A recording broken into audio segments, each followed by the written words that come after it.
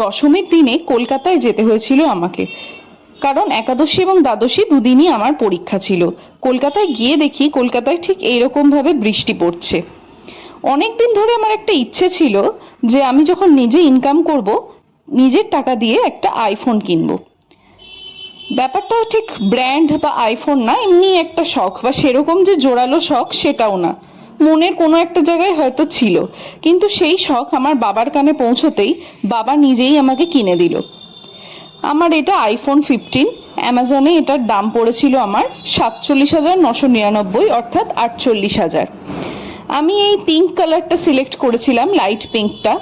কাকু টেকনিক্যাল জিনিসপত্র ভীষণ পছন্দ করে, তাই কাকুকে দিয়েই প্রথমে স্টিকারটা উঠিয়েছিলাম স্ক্রিনের। আমি ডেলিভারি বয়ের সামনেই একেবারে আনবক্সিং করে নিয়েছিলাম, কারণ আজকাল শুনছি ইট পাটকেল ভরে দিয়ে দিচ্ছে।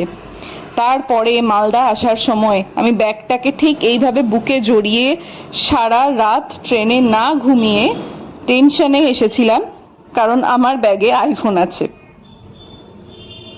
আইফোনের বক্সে চার্জার ছিল না, মানে কেবলটা ছিল, অ্যাডাপ্টারটা ছিল না।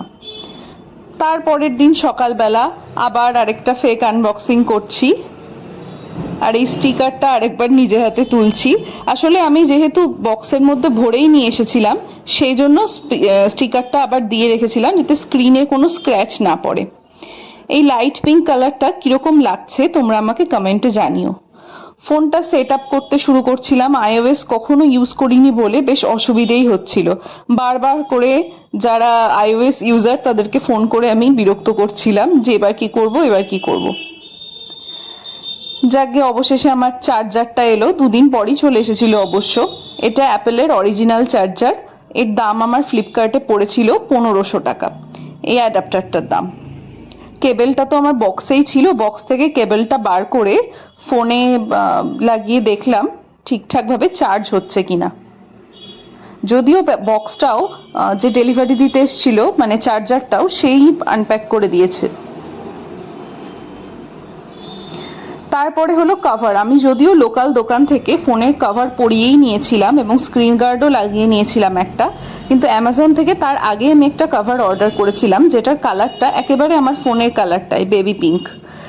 কিন্তু এই কভারটা রাখবো নাকি যে কভারটা আমি দোকানে পরিয়েছি সেইটা রাখবো, সেটা নিয়ে আমি একটু ভাবনা চিন্তা করছিলাম। আর তারপরে দেখলাম দোকানের কেনা কভারটায় ক্যামেরাটায় একটুও প্রোটেকশন নেই। ক্যামেরা প্রোটেক্টর কোনো কভারেই নেই, কিন্তু ওইটাতে একদম ওপেন। কিন্তু এই অনলাইনের কভারটায় একটু হলেও ক্যামেরাটা প্রোটেকশন পাবে। ফোনটা কেমন লাগছে আমাকে কমেন্টে জানিও সবাই।